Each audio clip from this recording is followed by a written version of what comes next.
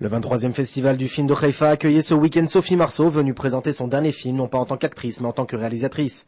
La disparue de Deauville, avec en vedette Christophe Lambert, l'histoire d'un homme perdu qui reprend goût à la vie en aidant les autres. Sophie Marceau, en exclusivité pour Info Live TV, revient sur son travail, mais également sur l'actualité brûlante du Proche-Orient. Well, the movie is, how would I say that, a psychological thriller. But we don't do psychology. I don't like talkative movie or... well, it depends though, but I wanted to do also a fast, quick movie. So it's a chase, mostly. It's a man who is chasing a woman. At the beginning, he thinks that she's a ghost. And everybody thinks that he's crazy because this guy who is the lead part, acted by Christopher Lambert, he's been through a very hard time in his life. You know, he lost his wife and he cannot recover from that death. So he's a little bit down.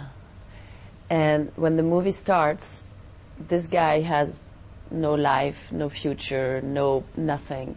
He has some friends who helps him to keep some kind of, you know, energy. And then he meets that woman who asks for help. And he doesn't know who she is, and he doesn't know anything about anything. But he's gonna try to do something. He's gonna go for it.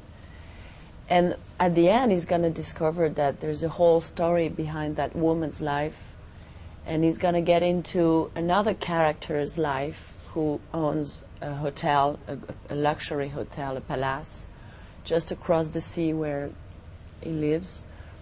They're gonna both meet, and they're gonna together go for this story and try to find out what happens. A man had disappeared, and they're going to try to find what happened. Was it a murder? Was it a disappearance? Was it what is it?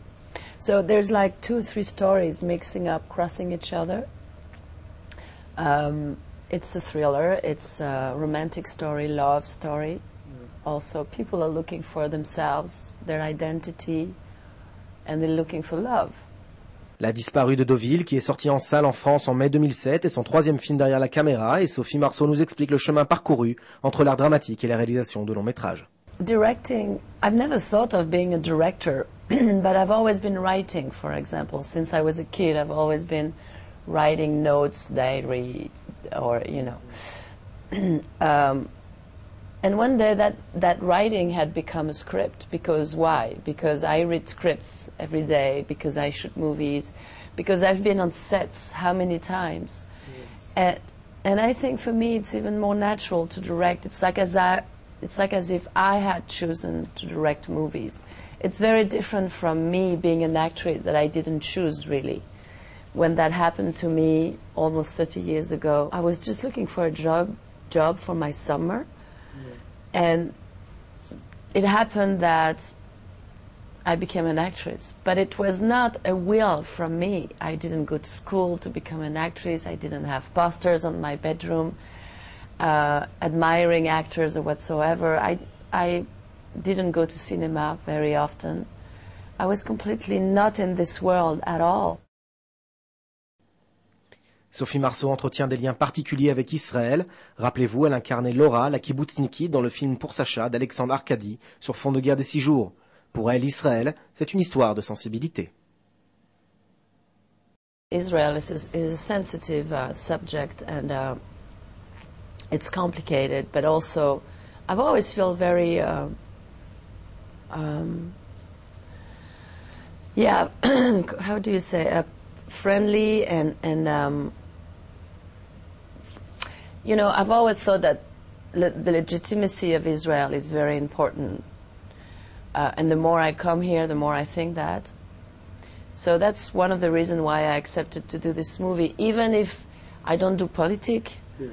I believe that everybody has the right to exist, to live, and, you know. In Haïfa, for example, it's great because you can see how great this city is because people mix.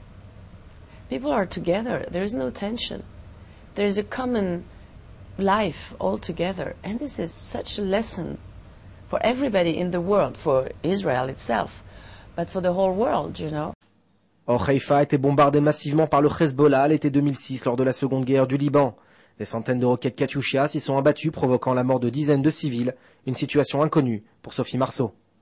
I never lived in a country where the war is always around. I'm here not as a tourist, but everything's beautiful, the sky and the sea is blue. I've never heard a bomb above my head, so I cannot imagine what it is. I can just imagine that it is very traumatizing. If you're a kid, if I was with my kid here, I would be crazy. La semaine dernière, le président iranien, en visite aux États-Unis, démentait que son pays cherche à acquérir la bombe atomique, mais nie également l'existence de la Shoah. Pour l'actrice française, Téhéran est dirigé par des fous qui ont soif de sang. No, it's scary. It's really scary. And I had a double thought before I came over here. I thought, is it the right time to go to Israel? Because you never know. Those guys are just crazy and dangerous and mean. You know, they want, you know, to kill. I don't know. There's really something wrong about it. Le talent, le charme, la beauté, mais également une touche d'humour, voilà la recette du succès de Sophie Marceau, un succès en chanteur. אני לא מדברת עברית, סליחה.